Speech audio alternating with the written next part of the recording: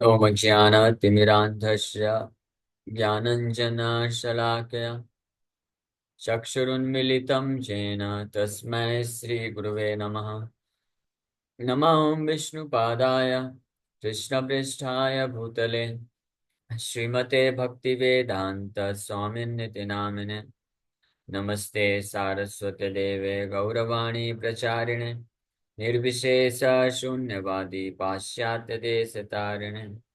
नमो महावदन्याय कृष्णप्रेमप्रदायते कृष्णाय कृष्णचैतन्य नामने गौरतुसे नमः। जय श्री कृष्ण चैतन्य प्रभु नित्यानंद श्री अद्वैत गदाधर श्रीवासादि गौर भक्त वृंद। हरे कृष्णा कृष्णा कृष्णा हरे हरे, हरे राम राम राम हरे हरे। हरे कृष्णा। तो आप सभी भक्तों का हार्दिक स्वागत है आज के हरिनाम चिंतामणि के डिस्कशन में।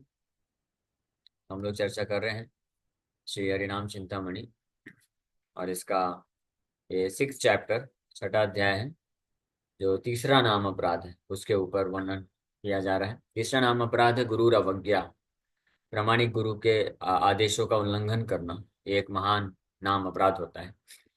और इसके लिए जो है चर्चा किया जा रहा है। पहले तो हरिदास ठाकुर वर्णन कर रहे हैं कि प्रामाणिक गुरु कौन होते हैं, और शिक्षा गुरु दीक्षा गुरु दो प्रकार के गुरु के बारे में बताएं। और दोनों प्रकार के गुरु, हाँ, भक्तिनाथ ठाकुर रिकमेंड करते हैं कि one should accept a pure devotee as a shiksha guru and दीक्षा गुरु। किसी शुद्ध वैष्णव को ही शिक्षा गुरु दीक्षा गुरु के रूप में स्वीकार करना चाहिए, ना कि कोई व्यक्ति संसार का मोटिवेशनल स्पीकर है, या भौतिक शिक्षा देता है, या मायावादी है, या कर्मकांडीय शास्त्र में निपुण है। ऐसे व्यक्ति को गुरु के रूप में स्वीकार नहीं करना चाहिए। केवल जो वैष्णव सिद्धांत में स्थित हैं, कृष्ण की शुद्ध भक्ति करने के लिए मार्गदर्शन या प्रेरणा देते हैं, उनको ही शिक्षा गुरु या दीक्षा गुरु के रूप में स्वीकार करना चाहिए। और फिर ऐसे गुरु को प्राप्त करके जो है उनको सेवा करना चाहिए। उनको कृष्ण का बहुत ही प्रिय मान करके कृष्ण की शक्ति के स्वरूप होते हैं गुरु। उनको सामान्य जीव से कंपेयर नहीं करना चाहिए। गुरु नरमति वैष्णव जाति बुद्धि अर्चय शिलाधीशु। हाँ, ये इस प्रकार का जो धारणा रखता है स नार की मति, वो उसकी मेंटेलिटी, उसकी जो मानसिकता है वो नरकीय है, नरक के समान है। यानी अर्चा अर्चे शिलाधीशु, भगवान के विग्रह को पत्थर समझना। और गुरु नरमति, गुरु को मनुष्य समझना। और वैष्णवा जाति बुद्धि, वैष्णव को जाति से संबंधित समझना कि ये शूद्र वैष्णव है, ये ब्राह्मण वैष्णव है, ये क्षत्रिय वैष्णव है, ये अमेरिकन वैष्णव है, ये अफ्रीकन वैष्णव है, भारतीय वैष्णव, इस प्रकार से देखना जो है वो भी एक हेलिश मेंटेलिटी होती है। वैसे ही गुरु को सामान्य जीव के समान नहीं समझना चाहिए। जानना चाहिए कि the spiritual master is Lord Krishna spiritual potential. गुरु के सामान्य जीव ना जानी बे कभू, गुरु कृष्ण शक्ति कृष्ण प्रेष्ठ नित्य प्रभु। गुरु कृष्ण की शक्ति है, कृष्ण के अत्यंत प्रिय हैं, और हमारे नित्य प्रभु हैं, स्वामी हैं। इस प्रकार से वैष्णव पद्धति के अनुसार जो शिष्य होते हैं, गुरु को हमेशा अपने सनातन नित्य स्वामी के रूप में देखते हैं। जन्मे जन्मे प्रभु से दिव्य ज्ञान हृदय प्रकाश, चक्षुदान दिलो जय जन्मे जन्मे प्रभु से। जो चक्षुदान, चक्षु मतलब आंखें देते हैं, दृष्टि साक्षात शास्त्र चक्षु प्रेम चक्षु प्रदान करते हैं, वो हमारे जन्म जन्मांतर तक जो है स्वामी होते, प्रभु होते हैं। तो दीक्षा गुरु शिक्षा गुरु दुहे कृष्णदास, दुहे ब्रज जन कृष्ण शक्ति र प्रकाश। तो दीक्षा गुरु शिक्षा गुरु में कोई अंतर नहीं है, दोनों समान रूप से सम्मान देना चाहिए दोनों को। और दोनों कृष्ण के दास हैं, कृष्ण के महान भक्त होते हैं, और दोनों ब्रजजन हैं, यानी ब्रज के पार्षद हैं, शुद्ध भक्त हैं। और कृष्ण शक्ति र प्रकाश, कृष्ण की शक्ति का वो प्रकाश होते हैं, manifestation of lord Krishna's potential, internal potential specially. So इसी प्रकार से एई बुद्धि सह सदा गुरु भक्ति करे, से गुरु भक्ति बले संसारे ते तरे। इस प्रकार की बुद्धि रख करके जो गुरु की भक्ति करता है, यानी सेवा करता है, वो संसार से तर जाता है। जो गुरु पूजा करने का विधान विधि बताएं, हम लोग कल चर्चा किए थे। अग्रे गुरु पूजा परे श्री कृष्ण पूजन, गुरु देवे श्री कृष्ण प्रसाद सम। सबसे पहले गुरु का पूजा करना चाहिए, फिर कृष्ण का पूजा करना चाहिए, और गुरु को जो है भगवान कृष्ण की कृपा प्रदान करते हैं। गुरु आज्ञा लय कृष्ण पूजे बे यतने, श्री गुरु स्मरिय कृष्ण बलि बे वदन। गुरु की आज्ञा पे कृष्ण का पूजा करना चाहिए, और गुरु को ही स्मरण करते हुए जो भक्त कृष्ण को का सेवा करते हैं निरंतर, फाइनली उस भक्त के ऊपर खुश होकर के भगवान कृष्ण उससे बात करते हैं। Lord Krishna will eventually speak with his own mouth, अपने खुद के हाँ मुख से बात करेंगे। जो विग्रह होते हैं, विग्रह सेवा करते हैं, तो विग्रह अभी हम शुद्ध नहीं है, इसलिए विग्रह हमसे बातचीत नहीं करते हैं, वो बस सेवा स्वीकार करते हैं। बड़े दयालु हैं विग्रह, कि हम शुद्ध नहीं है, योग्य नहीं है, फिर भी हमको मौका देते हैं कि आप आओ मेरे पास, मेरा सेवा करो और शुद्ध हो जाओ। तो गुरु का स्मरण करके, गुरु की कृपा को याद करते हुए, गुरु को सेवा करते हुए, पूजा करते हुए, पहले जो विग्रहों का सेवा करते हैं भगवान के, तो फाइनली भगवान उनसे बहुत प्रसन्न होकर के उनसे बातचीत करना प्रारंभ कर देते हैं, अपनी इच्छाओं को प्रकट करने लग जाएंगे। बोलेंगे मुझे ये खिलाओ, दाल में नमक थोड़ा कम डालो, ये ला के दो, ऐसे श्रृंगार करो, ये चाहता हूं मैं। इस प्रकार से बात भी करेंगे भगवान, लीलाएं करेंगे। ऐसे अनेकों भक्तों के उदाहरण हैं जो विग्रह जिनके साथ बातचीत करते हैं और उनसे रेसिप्रोकेट करते हैं इस प्रकार से। सो गुरु ते की रूप श्रद्धा करा उचित। What kind of faith should one have for his spiritual master. अपने गुरु के प्रति किस प्रकार का श्रद्धा होना चाहिए, अब आगे वर्णन कर। गुरु ते अवज्ञायार तार अपराध, से अपराधे तारा हाय भक्ति बाध। तो इस प्रकार के जो प्रामाणिक वैष्णव अगर हैं, जिनको गुरु के रूप में स्वीकार किया गया है, तो ऐसे वैष्णव, ऐसे शुद्ध भक्त गुरु का to disobey the spiritual master is an offence. उनकी आज्ञा का उल्लंघन करना ये एक महान अपराध हो जाता है। And this offence blocks one's advancement in devotion service. ये जो अपराध होता है व्यक्ति को भक्ति में उन्नति करने के लिए बाधक बन जाता है, बाधा उत्पन्न करता है। और आध्यात्मिक गुरु के जितने भी इंस्ट्रक्शंस हैं, आदेश है, उसमें सबसे महत्वपूर्ण आदेश है, स्पेशली जो दीक्षा लिए, स्पेशली दीक्षा लेने के पश्चात जो सबसे महत्वपूर्ण आदेश है कि कम से कम 16 माला का प्रतिदिन जप करना। कैसी भी स्थिति क्यों ना हो जाए, आईसीयू में भी चला जाए, तब भी कम से कम 16 माला का जप करना प्रतिदिन, और 4 नियमों का स्ट्रिक्टली पालन करना। ये दो जो आदेश है सबसे महत्वपूर्ण आदेश है। अगर इन दोनों आदेशों को पालन करने में कोई जो है ढिलाई करता है और नहीं करता है, तो निश्चित रूप में उसके भक्ति पथ में जो प्रगति है वो ब्लॉक हो जाता है, बाधा बाधा उत्पन्न हो जाती है। गुरु कृष्ण वैष्णवे ते सम भक्ति करी, नामाश्रय शुद्ध भक्त शीघ्र जाय तरी। Being equally devoted to his spiritual master, Lord Krishna, and the Vaishnavas, and taking shelter of the holy name, a pure devotee quickly becomes delivered. तो जो समान रूप से भगवान, अपने आध्यात्मिक गुरु और अन्य वैष्णवों के प्रति श्रद्धा रखता है, सेवा की भावना रखता है, तो वो ऐसा भक्त नामाश्रय शुद्ध भक्त शीघ्र आय तरी। तो नाम के प्रति वास्तविक रुचि को प्राप्त करता है, हरिनाम का आश्रय ले पाता है, और इस प्रकार से बहुत जल्द उसका इस संसार से उद्धार हो जाता है। वो सारे कल्मश से मुक्त हो जाता है, सारी वासनाएं नष्ट हो जाती हैं, काम क्रोध लोभ मोह मद मत अत्सर मत्सर जितने भी हैं सब नष्ट हो जाते हैं, और शुद्ध रति जो है मति कृष्ण के प्रति उत्पन्न हो जाती है। गुरु ते अचला श्रद्धा करे जेई जान, शुद्धा नामा बले से पाया प्रेम धान। A person who has unflinching faith in his spiritual master attains, by the power of his pure chanting of the holy name, the great treasure of pure love framed then for Lord Krishna. ब्रह्मार दुर्लभ धन, जो ब्रह्मा जी को भी दुर्लभ है, जो चीज नहीं मिलता है, ब्रह्मा जी के ट्रेजर हाउस में भी जो है नहीं। कुबेर, कुबेर तो सबसे धनी है, देवताओं के ट्रेजर है, खजांची है, उनके पास पूरी संपत्ति है पूरे देवताओं की। उनके भी खजाने में जो नहीं है, ब्रह्मा जी के भी खजाने में जो चीज उपलब्ध नहीं है, ऐसा शुद्ध कृष्ण प्रेम जो धन है, जो बहुत ही दुर्लभ है, आसानी से मिलता ही नहीं। आसानी से तो छोड़िए, असंभव है, प्राप्ति नहीं कर सकता कोई। कोई बहुत साधन करके, यहाँ तक कि भक्ति करके भी वैकुंठ को भी प्राप्त कर सकता है, नारायण का नित्य पार्षद भी बन सकता है कोई, लेकिन कृष्ण प्रेम उसको भी उपलब्ध नहीं हो पाता है। लेकिन वो ऐसा कृष्ण प्रेम जो है, प्रेम धन बड़े आसानी से ऐसे भक्त को मिल जाता है जिसको अचला श्रद्धा होती है गुरु के प्रति। गुरु के प्रति अचला श्रद्धा होती है, और उस अचल श्रद्धा यानी अनफ्लिंचिंग फेथ के बल पे वो जब शुद्ध नाम जप करता है, हाँ, भगवान गुरु के प्रति अचला श्रद्धा के बल पे शुद्ध नाम की स्थिति में भक्त पहुंचता है, और उस शुद्ध नाम जप करने से भगवान के प्रति जो प्रेम धन है, जो अत्यंत दुर्लभ है, ग्रेट ट्रेजर, उसको प्राप्त कर लेता है। शुद्ध नाम बले से पाया प्रेम, कौन स्थाने गुरु त्याग करिते हाइबे, the situation where one should reject his spiritual master.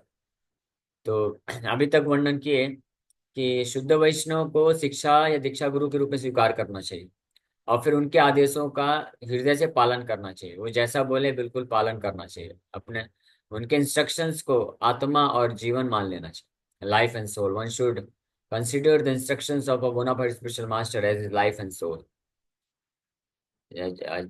जमीन आसमान एक हो जाए, लेकिन वो इंस्ट्रक्शन को अलग नहीं करता। हाँ, ऐसे आध्यात्मिक गुरु अगर प्रामाणिक वैष्णव गुरु होते हैं।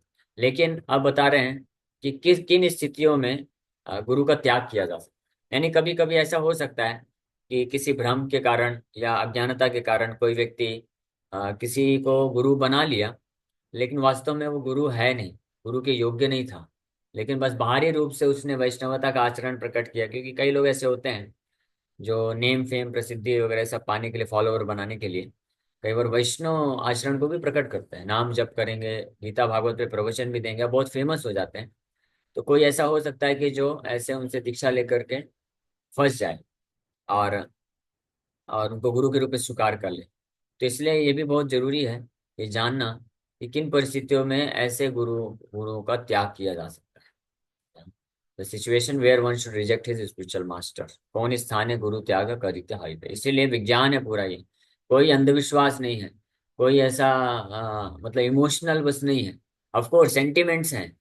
जो प्रामाणिक गुरु है, शुद्ध वैष्णव अगर कोई प्राप्त करता है, कोई किसी का परम सौभाग्य अगर होता है कि वो किसी शुद्ध वैष्णव को गुरु के रूप में प्राप्त कर लेता है, तो उनके प्रति पूर्ण भाव होना चाहिए, प्रेम होना चाहिए, और श्रद्धा और सेंटिमेंट्स होने चाहिए, स्पिरिचुअल इमोशंस, आध्यात्मिक भावनाएं होनी चाहिए। इसमें कोई डाउट नहीं। लेकिन जो है भौतिक भावनाएं बिल्कुल नहीं है, इमोशनल और ब्लाइंड फेथ, अंधविश्वास, इसको जो है कभी भी स्वीकार नहीं किया गया है। ये विज्ञान है। इसीलिए कभी ऐसी परिस्थिति आती है गुरु का त्याग करना पड़े, तो किन परिस्थितियों में त्याग करना चाहिए इसका वर्णन अब कर रहे हैं। तबे जदि ये रूपा घटन कभू है, असत संगे गुरु योग्यता है Akshay. Bad association, a person's qualification to be a spiritual master may be destroyed if events like the following occur. कभी कभी ऐसा भी हो सकता है कि कोई वैष्णव है, शुद्ध वैष्णव की स्थिति में है, और वो प्रामाणिक गुरु है और प्रामाणिक शिक्षा और दीक्षा दे रहा है, तो तब तक उसका अच्छे से सेवा करना चाहिए, फॉलो करना चाहिए, अपूर्ण रूप से श्रद्धा रखना चाहिए। लेकिन ये भौतिक जगत है, इतना इतना प्रभावशाली है, माया इतनी पावरफुल है, और इतना दूषित स्थान है कि कभी कभी कोई वास्तव में अच्छा वैष्णव भी है, और जो गुरु बन करके कई लोगों को गाइड भी कर रहा है, लेकिन हो सकता है कि गलत संग में आने के कारण, जैसे किसी मायावादी का संग हो गया, या किसी भौतिकतावादी व्यक्ति का संग हो गया, नास्तिक व्यक्ति का संग हो गया, और कुछ कारण से उसके इस संग के में आने के कारण उससे वो प्रभावित हो जाता है, और इस प्रकार के आचरण उसमें अगर दिखते हैं, तो ऐसे गुरु का त्याग किया जा सकता है। जैसे प्रथमे चीलेना तिनि सद्गुरु प्रधान, परे नामा अपराधे हयहत ज्ञान। First, he may be the foremost of a bona fide spiritual masters, Sadguru Pradhan, but then by committing offenses to the holy name, he may become a person whose knowledge is destroyed. तो हो सकता है कि कोई foremost of बोना FIDE spiritual master, प्रामाणिक गुरुओं में सर्वश्रेष्ठ भी हो, सदगुरु प्रधान भी हो, यानी शुद्ध वैष्णव है और प्रामाणिक गुरु है, लेकिन हरिनाम के प्रति अपराध करने के कारण उसका अगर ज्ञान जो है वो ज्ञान से भ्रष्ट हो चुका है, ज्ञान डेविएट हो चुका है, फिलॉसफी सिद्धांत जो है विचलित हो गया है, तो ऐसे गुरु को त्याग कर देना चाहिए। पहले मतलब सही कंडीशन में, शुद्ध वैष्णव, लेकिन हरिनाम के प्रति अपराध, हरिनाम के प्रति अपराध का ही हम लोग चर्चा कर रहे हैं। हरिनाम अपराध क्या होता है? स्पेशली अगर मायावादियों का संग कर लिया तो निश्चित रूप में नाम अपराध कर देगा। तो उसके कारण फिर जो ज्ञान है, वैष्णव फिलॉसफी फिर हृदय से नष्ट हो जाती है। वैष्णवे विद्वेष करी छाड़े नाम रस, क्रमे क्रमे हन अर्था कामिनी रवश। तो ऐसी परिस्थिति में जब वो नाम अपराध अगर करते हैं, तो नाम अपराध करने के कारण जो वास्तविक वैष्णव सिद्धांत है वो नष्ट हो जाता है। और फिर वो वैष्णवों के प्रति द्वेष दृष्टि रखने लगते हैं, वैष्णवों के शत्रु बन जाते हैं। और इसके कारण उनका जो नाम के प्रति जो रस है, टेस्ट है, वो आसक्ति है, रुचि है, वो खत्म हो जाती है। और धीरे धीरे वो ही becomes a slave of money and women. तब वो धीरे धीरे भौतिक समृद्धि, धन संपत्ति और स्त्रियों के वश में आ जाते हैं। तो इस स्थिति, इस प्रकार के आचरण अगर दिखते हैं तो इमीडिएटली ऐसे गुरु को त्याग देना चाहिए। से गुरु छाड़ी शिष्य श्री कृष्ण कृपाय, सद्गुरु लभिया पुनः शुद्ध नाम गाय। Rejecting that spiritual master and by Lord Krishna's mercy, again obtaining a true spiritual master, the devotee purely chants the holy name. तो यहाँ पे एक बहुत महत्वपूर्ण चीज बताई जा रही है कि कभी कभी ऐसा होता है कि कोई बहुत ही उन्नत वैष्णव है, शुद्ध वैष्णव भक्ति के स्तर पे हैं, उनको गुरु के रूप में प्राप्त करके कोई जो शिष्य होते हैं वो भक्ति मार्ग में आगे तो बढ़ते हैं, लेकिन भविष्य में जब देखते हैं कि उनके माया के प्रभाव में आने के कारण उनके गुरु जो है पथ भ्रष्ट हो चुके हैं, तो ऐसे शिष्य भी इतने ज्यादा विचलित हो जाते हैं क्योंकि इमोशनल लेवल पे ही उन गुरु को स्वीकार करते हैं बस। तो वो लोग, ऐसे शिष्य भक्ति ही छोड़ देते हैं और पूरी तरह से वो भी भौतिकवादी बन जाते हैं। लेकिन हरिदास, यहाँ पे हरिदास ठाकुर, ये भक्ति विनोद ठाकुर स्पष्ट बोल रहे हैं कि अगर गुरु इस प्रकार से पद से विचलित हुए हैं तो आपको विचलित होने की आवश्यकता नहीं है। से ही गुरु छाड़ी, ऐसे गुरु को छोड़ करके शिष्य श्री कृष्ण कृपा है, श्री कृष्ण की कृपा से, अगर वो सिंसियर भक्त है, श्री कृष्ण की कृपा से कोई अन्य शुद्ध वैष्णव सदगुरु प्राप्त हो जाएगा। प्राप्त करके पुनः शुद्ध नाम में लग जाना चाहिए। हाँ, यानी भक्ति पद को नहीं छोड़ना चाहिए, कृष्ण को नहीं छोड़ना चाहिए, उसको अन्य किसी वैष्णव को, शुद्ध गुरु वैष्णव को गुरु के रूप में स्वीकार करके फिर आगे कृष्ण की भक्ति में आगे बढ़ते रहना चाहिए, विचलित नहीं होना चाहिए। हाँ, इसलिए ये बहुत महत्वपूर्ण है ये चीज, क्योंकि ऐसा कई बार होता है, स्पेशली कभी कभी जो प्रॉपर वैष्णव संप्रदाय नहीं है तो उसमें ऐसी घटनाएं हो जाती हैं। और जब जैसे उदाहरण दिया जाता है कि कोई कॉलेज में है, कोई बहुत अच्छा कॉलेज यूनिवर्सिटी है, वहाँ पे बहुत सारे प्रोफेसर टीचर्स हैं पढ़ाने के लिए, तो कोई स्टूडेंट वहाँ पे एडमिशन लेता है और किसी प्रोफेसर के अंडर में अच्छे से पढ़ाई करता है। लेकिन बाद में देखा जाता है कि वो प्रोफेसर जो है गलत कुछ घोटाला कर देता है, गड़बड़ कर देता है, तो यूनिवर्सिटी उस प्रोफेसर को बाहर कर देती है। तो इसका मतलब ये नहीं कि स्टूडेंट को भी कॉलेज या यूनिवर्सिटी छोड़ देना चाहिए, नहीं, वहाँ पे और भी प्रोफेसर हैं, तो उन प्रोफेसर से फिर शिक्षा लेना प्रारंभ करके आगे बढ़ना चाहिए। लेकिन ये ध्यान रखना चाहिए कि अगर कोई टीचर गड़बड़ करने के कारण उसको यूनिवर्सिटी निकाल दी है तो यूनिवर्सिटी या उसके जो अथॉरिटी है वो उसके ऊपर एक्शन लेंगे, लेकिन स्टूडेंट का ये बिल्कुल भी अ, अधिकार नहीं है कि वो उस टीचर का निंदा करे या उसका पनिशमेंट देने का प्रयास करे, उसके उससे दुर्व्यवहार करे। ये हमेशा ध्यान रखना चाहिए। तो अगर कोई ऐसा प्रॉपर वैष्णव था, लेकिन किसी कारणवश माया इतनी पावरफुल है, बड़े बड़े दिग्गज लोग भी कई बार पतन हो जाता है। लॉर्ड ब्रह्मा, ब्रह्मा जी जब, जो हमारे संप्रदाय के प्रथम आचार्य हैं, वो भी विचलित हो गए एक बार। भगवान शिव तक का एग्जाम्पल आता है कि भगवान शिव, हालांकि वो तो शिक्षा के लिए है, भगवान शिव माया में गिरे ऐसा नहीं सोचना चाहिए, क्योंकि वो भगवान के योजना से वो शिक्षा प्रद करने के लिए, लेकिन फिर भी शिक्षा के लिए एग्जाम्पल मिलता है कि भगवान शिव भी विचलित हो गए, तो फिर अन्य किसी अन्य लोगों का क्या कहना है। इसलिए भौतिक संसार इतना भयानक है, इतना पावरफुल है, माया इतनी पावरफुल है कि कोई भी कभी भी विचलित हो सकता है पद से। इसलिए हम हमको उनका आश्रय लेना चाहिए जो प्रॉपर भक्ति की स्टैंडिंग में है अभी। हाँ, लेकिन अन्य लोग जो हैं जिन्होंने हमको सहायता किया है हमारे जीवन में भक्ति में आगे बढ़ाने के लिए, लेकिन किसी कारणवश अगर वो पथ से पथ भ्रष्ट हो जाते हैं, तो उनके लिए हमको भगवान से प्रार्थना करना चाहिए, उनका कभी निंदा नहीं करना चाहिए, उनके साथ कभी दुर्व्यवहार नहीं करना चाहिए, और उनको हमेशा रिस्पेक्ट करना चाहिए। हाँ, इसके एग्जाम्पल भक्ति विनोद ठाकुर खुद है। भक्ति विनोद ठाकुर, उन्होंने जो पहले गुरु से दीक्षा लिया था, तो बाद में पता चला कि वो गुरु जो है विचलित हो गए। हाँ, वो मायावादी बन गए। तो भक्ति विनोद ठाकुर उनको रिजेक्ट तो कर दिए। और अन्य शुद्ध वैष्णव जगन्नाथ दास बाबा जी महाराज, जो हमारे गुरु शिष्य परंपरा में भक्ति विनोद ठाकुर के गुरु के रूप में आते हैं, आप देख सकते हैं यहाँ पे फोटो। ये शिला भक्ति विनोद ठाकुर हैं, और उनके गुरु महाराज शिला जगन्नाथ दास बाबा जी महाराज। तो जगन्नाथ दास बाबा जी महाराज उनके शिक्षा गुरु हैं। भक्ति विनोद ठाकुर के दीक्षा गुरु एक अन्य गुरु हुए थे। तो वो पहले वैष्णव परंपरा में थे, सब कुछ था, उनसे दीक्षा लिए, शिक्षा प्राप्त किए।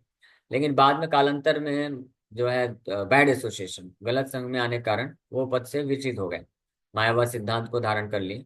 तो भक्ति विनोद ठाकुर उनसे फिर वापस कोई संघ नहीं करते थे, उनसे शिक्षा लेना बंद कर दिए।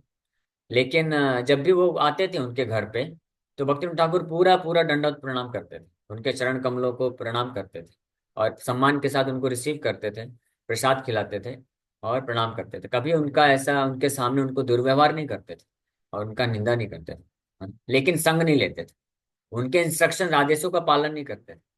उनके गुरु कई बार बहुत गुस्सा होकर के बोलते थे कि तुमने गुरु त्याग किया है, तुम अपराधी हो, तुमको ऐसा ऐसा नरक में सजा भोगना पड़ेगा। तो ये सब भक्ति विनोद ठाकुर सुन सुन के, चुपचाप सुन के सहन कर लेते थे, कभी दुर्व्यवहार नहीं करते थे।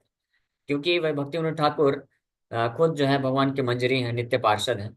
तो वैष्णव सिद्धांत जो है उनको अच्छे से क्लियर पता चल गया।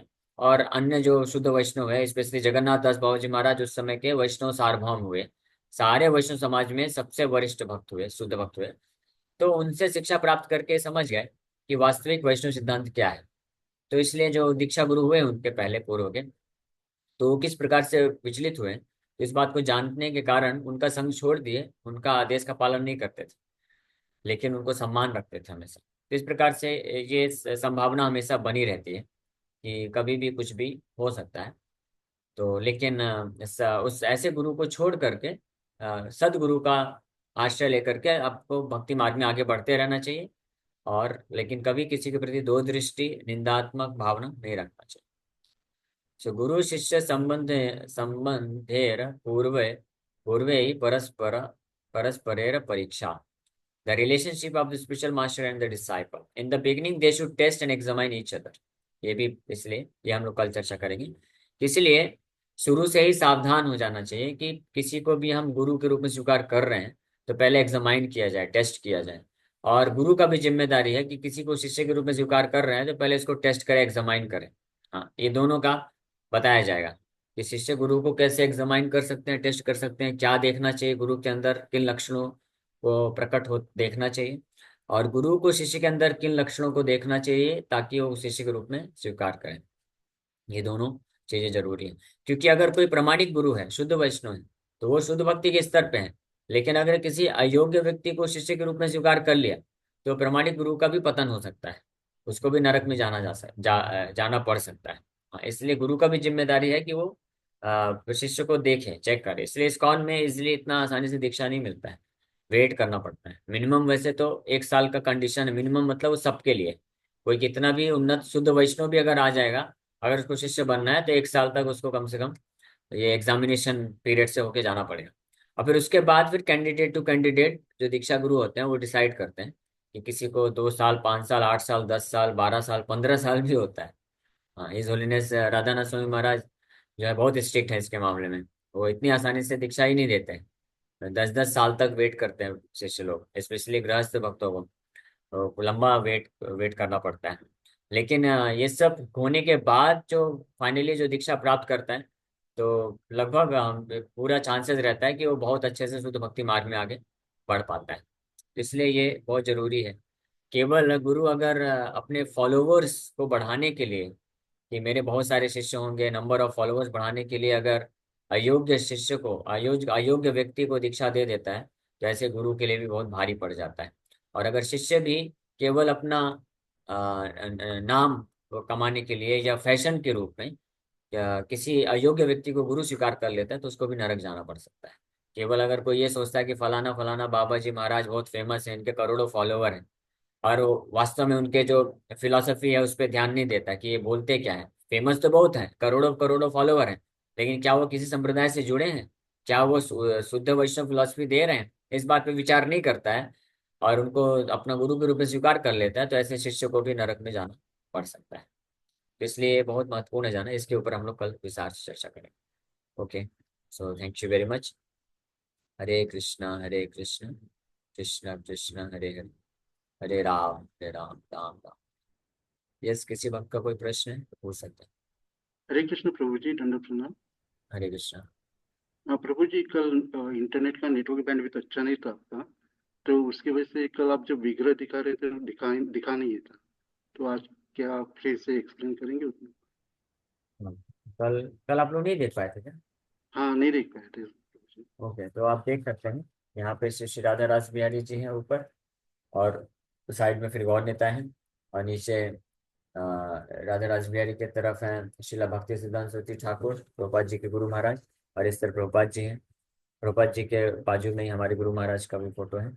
और फिर ये गुरु शिष्य परंपरा है पूरी, गुरु शिष्य परंपरा, प्रभुपाद भक्तिदास महाराज, गौर किशोर दास बाबा जी महाराज, भक्ति विनोद ठाकुर, जगन्नाथ दास बाबा जी महाराज, फिर षड गोस्वामी, फिर उसके बाद पंच तत्व हो गए, और फिर फाइनली नरसिंह देव भगवान।